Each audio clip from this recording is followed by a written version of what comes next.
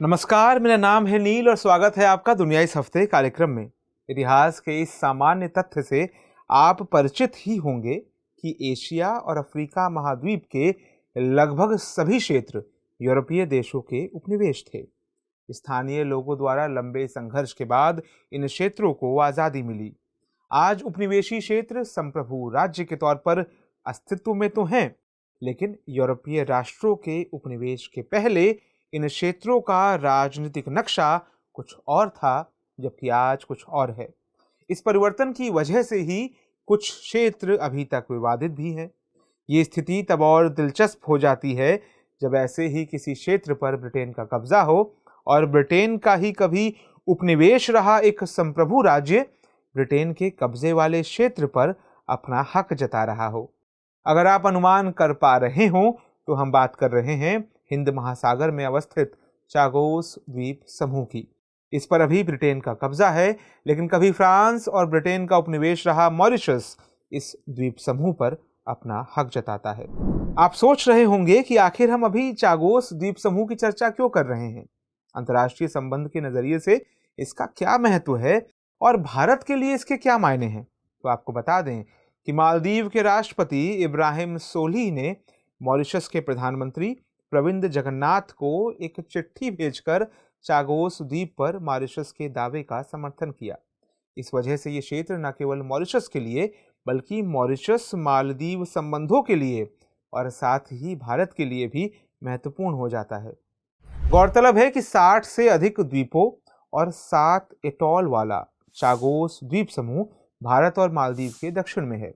हिंद महासागर में अवस्थित चागोस मालदीव से लगभग 500 किलोमीटर की दूरी पर है। दूसरी तरफ ये मॉरिशस के उत्तर पूर्व में लगभग 2155 किलोमीटर की दूरी पर है। इस संबंध में मालदीव द्वारा चागोस पर मॉरिशस के दावे का समर्थन दोनों देशों के रिश्ते के लिहाज से अत्यंत महत्वपूर्ण है।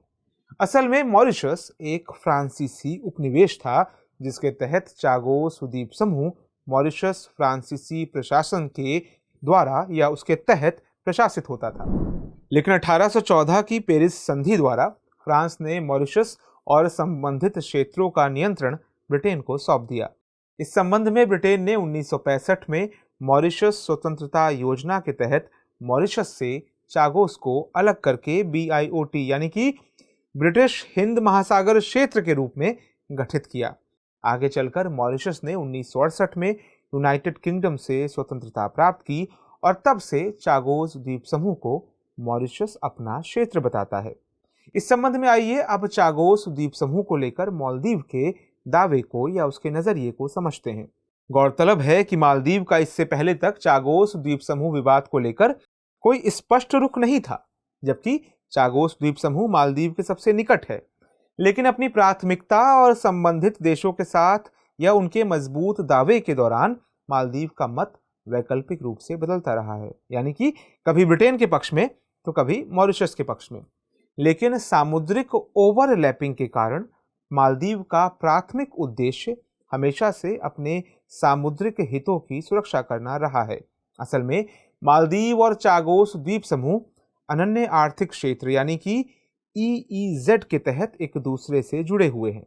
दरअसल चागोस द्वीप समूह से निकटता के कारण ये क्षेत्र मालदीव के आर्थिक विकास के लिहाज से काफी महत्वपूर्ण है। मत्स्य और अन्य संबंधित उत्पादों के लिए चागोस द्वीप समूह मालदीव के लिए और भी जरूरी हो जाता है। यही वजह है कि चागोस पर राष्ट्रपति के हालिया फैसले की घरेलू स्तर पर काफी आलोचना हुई है। फैसले की खिलाफत करने वालों का कहना है कि इस फैसले से मालदीव के राष्ट्रीय हितों की अवहेलना हुई है और बाहरी शक्तियों की इच्छाओं को सम्मानित किया गया है। हालांकि दूसरी ओर घरेलू स्तर पर तमाम आलोचनाओं के बावजूद मालदीव के राष्ट्रपति इब्राहिम मोहम्मद सोलिह के इस निर्णय को मास्टर स्ट्रोक बताया जा रहा है, क्योंकि इससे जहां एक तरफ मॉरिशस मालदीव के रिश्ते में मजबूती आएगी, वहीं दूसरी तरफ यूनाइटेड किंगडम पर चागोस को खाली करने के लिए अंतर्राष्ट्रीय दबाव भी बढ़ेगा।